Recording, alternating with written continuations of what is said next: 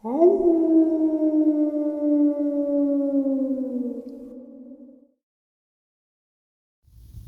greetings and salutations, everyone. Welcome back to tonight's second half. Before we jump into tonight's second half, a couple links. As you know, I rely on Patreon, PayPal, and the merch to help the channel to continue to grow and go. Links to Patreon and PayPal are in the description below. Merch displayed directly under the video. Also, Dogman Frightening Encounters, Volume 1 through 3, the audiobook versions. They were written and researched by Tom Lyons, narrated and produced by me, Jeff Nadolny. Those audiobooks are available on Audible, Amazon, and iTunes, links to which are also in the description as well. And finally, last but definitely not least, if you'd really like to help support this channel to continue to grow and go, simply subscribe. It does not cost you a cent. Click that like button. It takes half a second. If you don't want to miss out on any of the informative uploads I put out daily, click that bell icon, and folks, please leave a comment. Why? Well, because all of these things, they really do help this channel to continue to grow and go, and yes, they definitely matter. Now, everyone, I have taken far too much of your time. Let's jump in to tonight's second half, shall we? Tonight's second half is some terrifying experiences and two very horrifying incidents that I call evidence of something being where Tom Mezek disappeared. And when I say something, I don't mean a random animal. I don't know if it was a Dogman, a Bigfoot, something else. I don't know. But I do have evidence of it. I have been kind of putting off going up there after this, but I believe I have everything set up to where more than likely Tuesday or Wednesday I'm going up there, and I'm going to put up the trail cams and see where we go from there.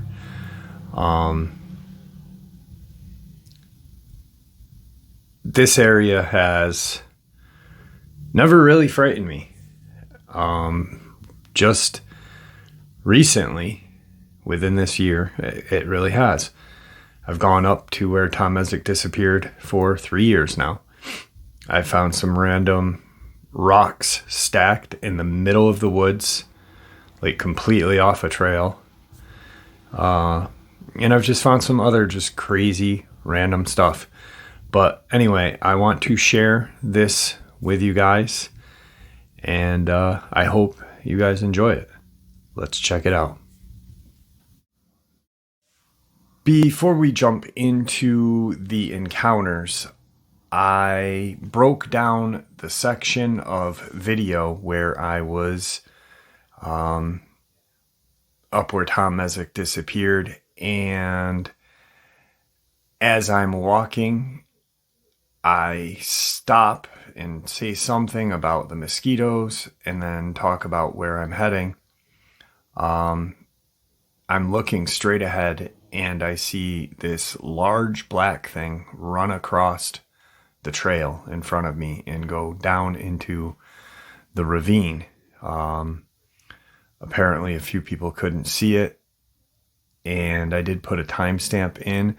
So what I did was I blocked the area where the creature is. You can see it's there, it moves, that's gone, and then there's nothing in that area. I know what I saw yesterday, and I've shown a couple of people that, you know, my daughter's boyfriend, my dad was actually told me not to go up there anymore, and I was like, I have to.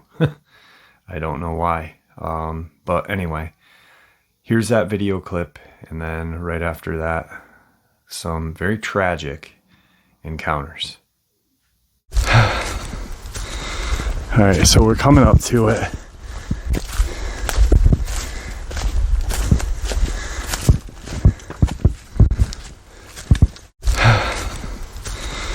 All right, so we're coming up to it.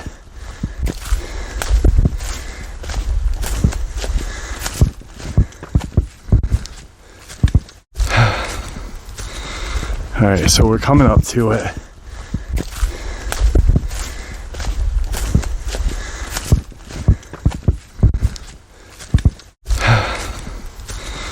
Alright, so we're coming up to it.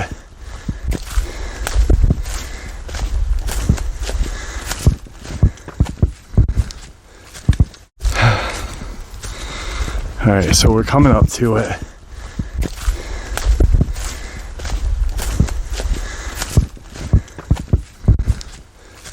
So, there's the video clip of what booked it across the trail. I hope you guys have an easier time seeing it with the red box.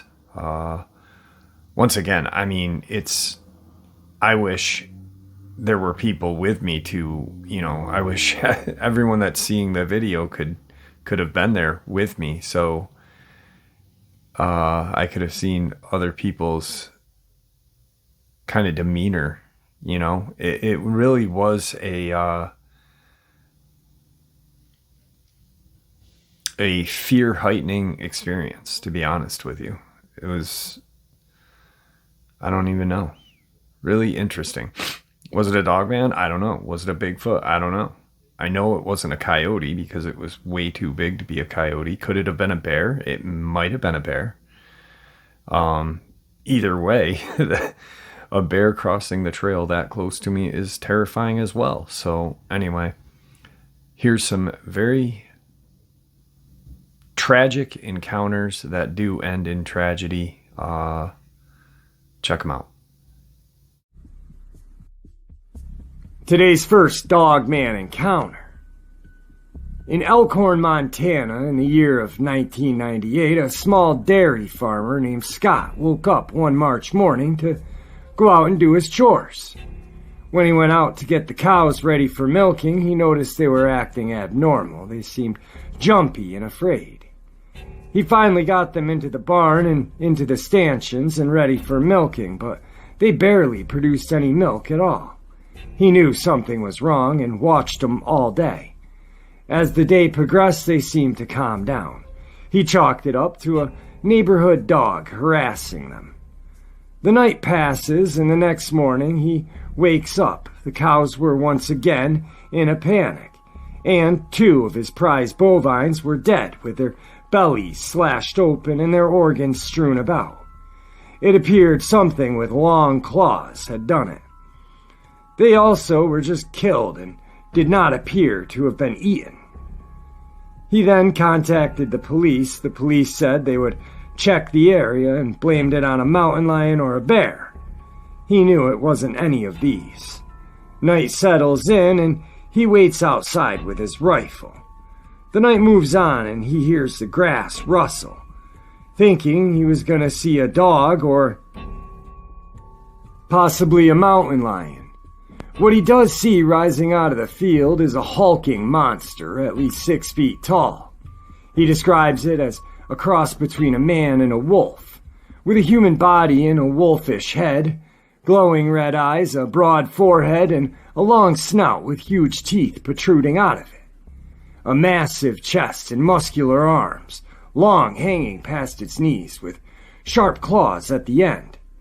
Huge paws where its feet should be, but no tail. The creature took a step towards him, and Scott took aim and put a bead on its head. According to folks who knew him, he was an amazing shot.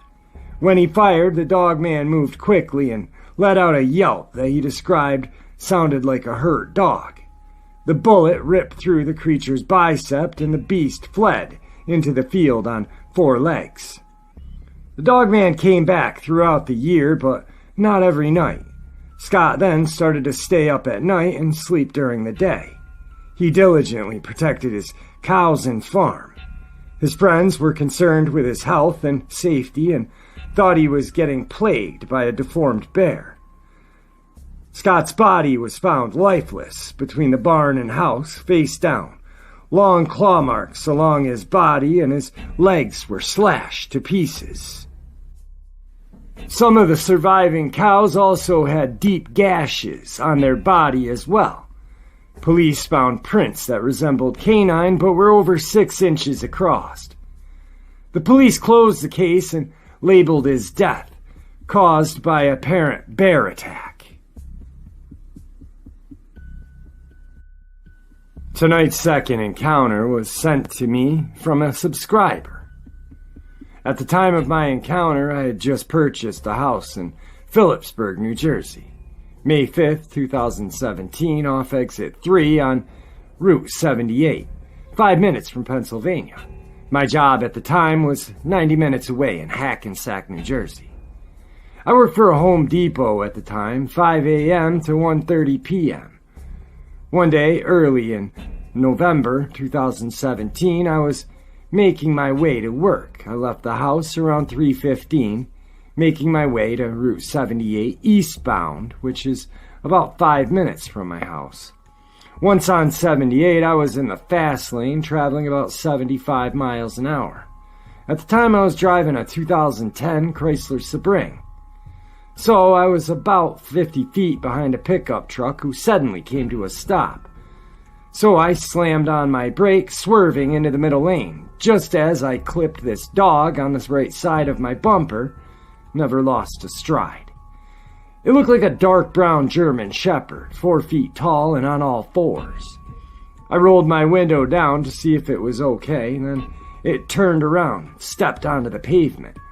The pickup truck already peeled out, so when it started approaching me, I took off too. The next week, I got rid of that car and bought an SUV. A month and a half later, strange things started happening around my house. Tapping on my kitchen window, light scratches on the siding. It had been going on for every day for about a couple of weeks. Then one night, I was up late, about 11 in the night, doing dishes. I had a feeling I was being watched.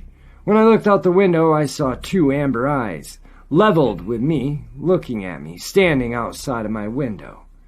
I got so scared my legs gave out on me. I couldn't move and I couldn't scream. I didn't own a gun at the time, so I started leaving my house with a 24-inch sword with jagged edges for sawing things. One day I was running late for work and it was raining heavily outside. I didn't leave my house until about 3:45, and I left my sword in the house. I was rushing to my car as I felt this primal fear come over me, so I turned around, and the same dog that I hit a few months back was standing 20 yards from me. Me, a few feet from my car and my sword in the house, I knew I wasn't gonna make it. I'm paralyzed with fear as it slowly approached me and stopped about 10 feet from me. As if I wasn't already terrified, it did something that would push my fear to its limits. It stood up on 2 legs, 8 feet tall, as I felt like a 5-year-old child looking up at an adult. I'm a retired bodybuilder, and its muscles definitely would make Arnold Schwarzenegger in his prime look like the Nutty Professor. I was terrified and astonished at the same time, me being a retired bodybuilder and witnessing the perfect physique. I estimated its weight at 600 to 650 pounds. He looked at me like, "Don't forget what you did, I'm here for my payback." Then emitted a light growl that rumbled in my chest. Then he showed me its razor-sharp teeth and I soiled myself. Then it got about 5 feet and growled. I dropped to my knees and was praying that my death was quick. I looked to my left where the street was, and a patrol vehicle was making its rounds about 150 feet away. Yes, I'm safe. No, he never stopped. I'm crying now, and it was enjoying every moment of it. I was at its mercy, and it knew it. The patrol vehicle made its way back and hit the Dogman with its spotlight. It looked over to the cop and me and gave me an impression. I think I made my point. Jumped on my roof, went through my back, and took off in the direction of the woods, which would be a quarter of a mile away. And one thing I forgot to mention. There are houses everywhere. The cop exited his vehicle with his gun drawn. "Sir, are you okay?" "What the fuck was that? Do you need medical attention?"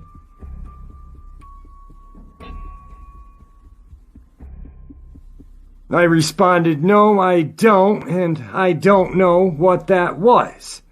A month later, after I purchased my house, I installed surveillance cameras around my house. Didn't remember until a couple of days after my encounter. The whole encounter was recorded. However, government agents knew that and seized my DVR, but not until I backed up a copy to a flash drive. It's been 2 years since this encounter, and I feel like I'm still under surveillance. If you have any further questions, I'll do my best to answer. You know I asked a couple of questions. First question. When you said you feel like you're under surveillance, by whom? The government or the Dogman? Second, how did the police officer act? His answers. The police officer ended up calling medical services for me. I was in a trance-like state it took me 15 to 20 minutes to come out of. So he came to the hospital to question me after I regained my senses. He said when he first drove by he saw 2 people in his peripheral. As he got further away, he played these images in his head. When he realized the size difference wasn't normal, that's why he turned around and headed back towards me. As he approached, he thought he was looking at a Bigfoot until he saw a tail and a muzzle. He said he didn't have enough firepower on him to engage it. He was relieved that it decided to leave. His description of the Hulk with a wolf's head. He reported what he saw to his superior, and a couple of days later, plainclothes agents showed up at my house, questioned me profusely, and demanded access to my DVR and said what I saw was a bear that wandered into town and it'll be in my best interest not to tell anyone. I would see blacked out SUVs on the corner of my street for about a month, and every now and then they would drive by. What they didn't realize is 4 hours prior to them showing up, I backed up some footage on my DVR and USB. The government is well aware of these creatures, and they are tracking them, because a few nights after the incident, a black helicopter flying over the woods for 2 days.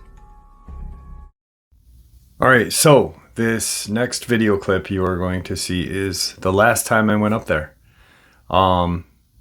Sitting on a rock, randomly going to narrate in a couple encounters.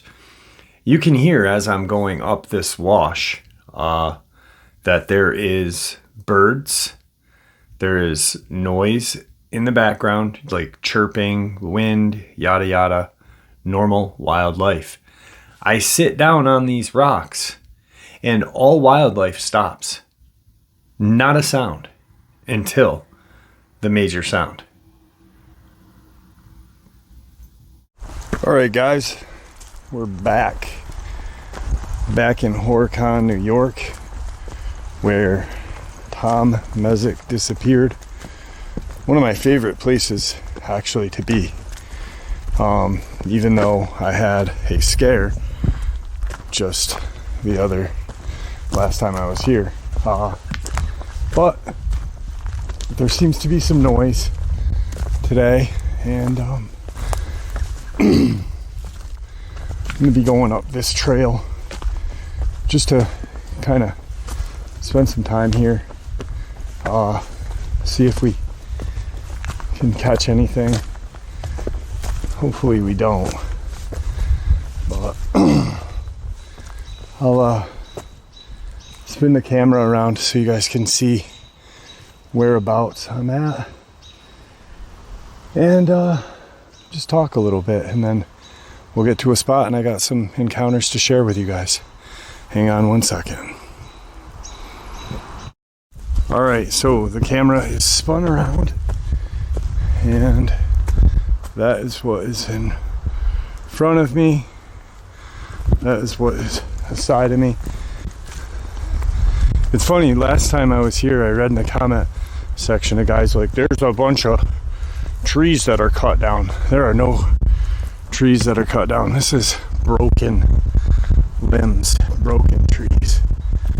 But you can't make everyone happy, right? I guess that's the thing. That's pretty cool. But I am glad that there is some noise today. Most definitely. So find a location and kind of like I'm flat. That's the incline. And it is beautiful out. It's not humid.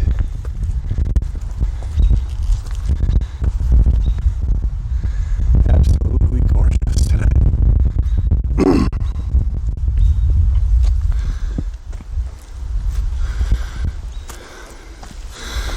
There's the trail that I came down through.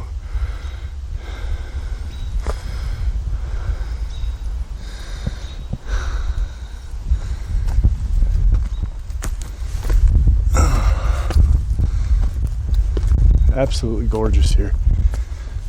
So last time I was here, I caught something running across the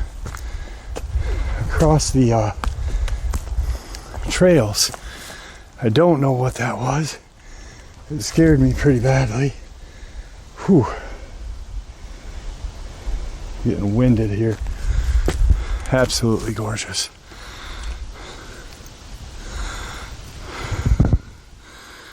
Just a beautiful location.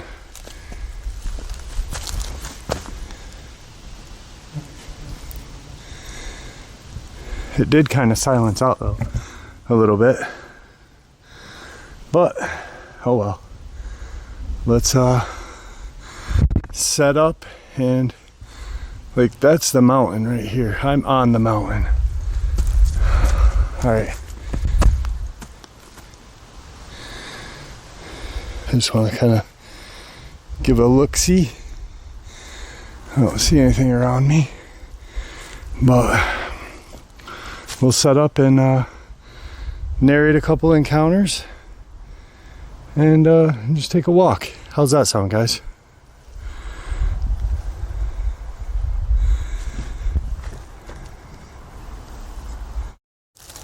Alright guys, today's first subscriber submitted experience is from a former or Marine.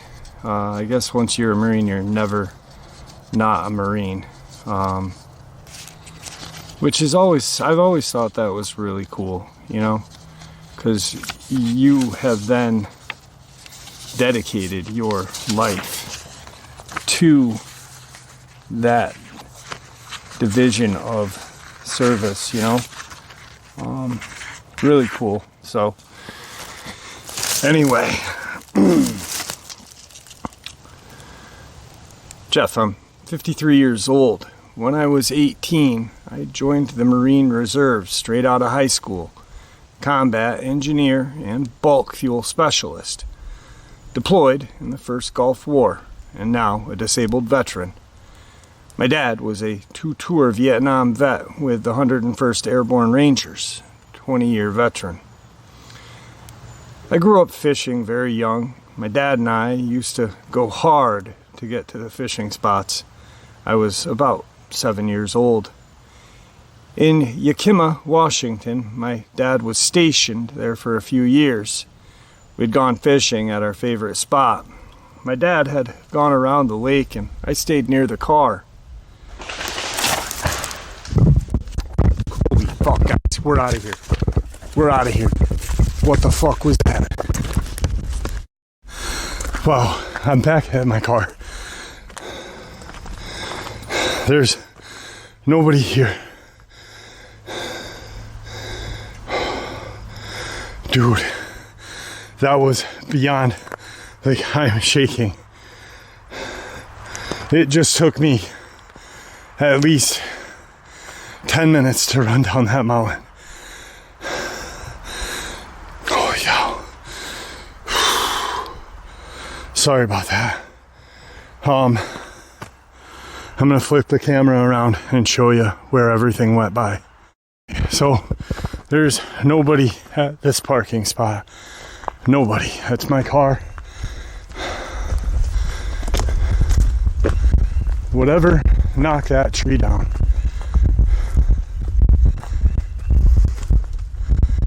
Was up in here somewhere.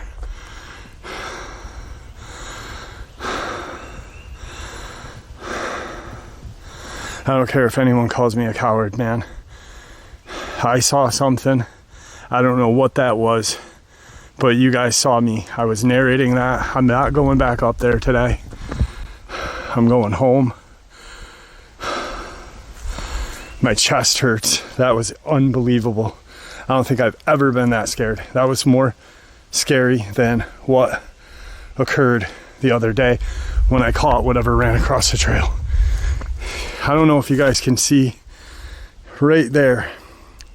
There's that orange tag on that one tree. Those are tags that they use to grid this area off to search for Tom Mezek. Holy cow. I've only been here for 20 minutes. All right, I'm sorry guys, I can't stay here today. I am just way beyond freaked out. And now, it was silent for a few minutes though, if you think about it, while I was narrating. And now once that happened, now you hear a bird. But I'm also about 1/8 of a mile away. All right, so that was beside the night my friends and I saw the Dogman, the scariest incident I have ever had happen in my life.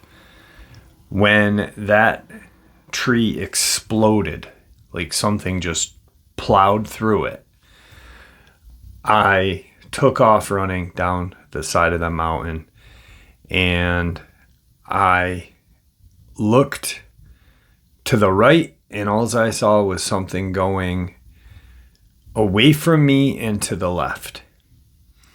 To the left, and about a mile, and then to the left again would be where I saw that thing cross the trail. Within that path is where I found those 3 stones stacked. I've never really talked about them because, you know, it's something that trolls and other people would be like, oh, you did that, Jeff. And that's why I've never really talked about it that much. I've never really even shared the picture. So,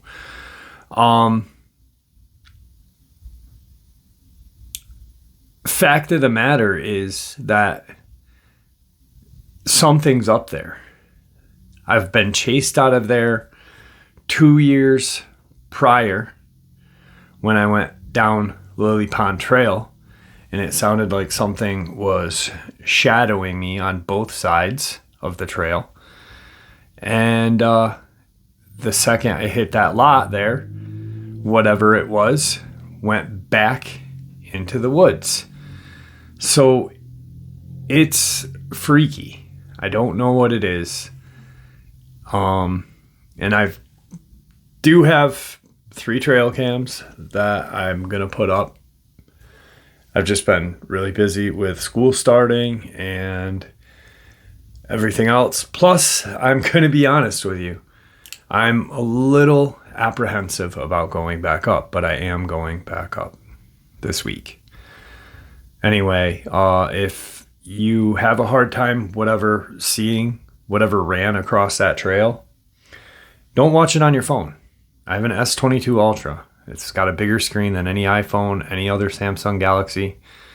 Watch it on your computer. You can clearly see something and it's so fast. And that's why I was walking, and you can see the trail. I'm walking and I see it and I turn right around. And I walked the rest of the way out. Just walked. I believe I held my breath the whole way.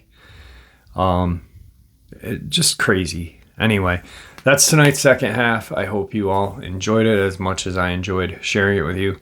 Guys, your support is what makes this channel so special and what continues to make it grow and go. Thank you. Thank you so much. Please, everyone, stay safe, happy, healthy, and ever vigilant, keeping an eye on your back, your sides, your front. These creatures are out there. They are real. Please keep an eye on your children, your family, your friends, your pets. Share a little bit of information that we share here every day on a daily basis with each other, with those that you love, and it may just save their life someday. God bless you all.